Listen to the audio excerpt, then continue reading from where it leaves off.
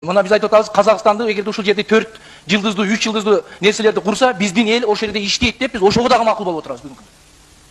Биз ал жакта дагы биздин кыргыздар Казакстандын колунда иштеп атканбыз. Бул жерде дагы булардын колуна барып иштеп берет деп, ошого биз макулдугубузду берип коюп, ошого ыраазы болуп отурган болсок, анда биз коркоктун коркогу болобуз.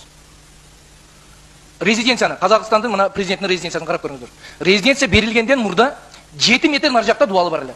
Резиденцияны өткөрүп бүткөндөн кийин, резиденция өтүп бүткөндөн кийин жанагы дубалды жолдун ортосуна чыгып, тротуардан дагы бул жагына коюп, асфальттан жарым метр бул жакка карап туруп орнотуп алышкан. Мана Совет Абадты 25 жылга бергенбиз. Совет Абадты, мен ошол жерде жашайм. Ошол жерде Карабагыч деген кыргыздын айылы калып кетти. Совет Абадка курулган зданиялар Кыргызстанга, мурдагы ошо Кыргызстанда турган 25 жылга берилгендигине, бүткөндүгүнө 20 жыл болду. Бир сотик эмес, 1 метр жерин бүгүнкү күндө ала албайбыз. Шахимарданды карап көрүңүз. Шахимардан кандай сонун жер. Мына туристический база кура турган жер. Шахимарданды бергенге канча жылга бергенин эч ким билбейт. Шахимардандын бир челегин азыр күндө ала албайбыз.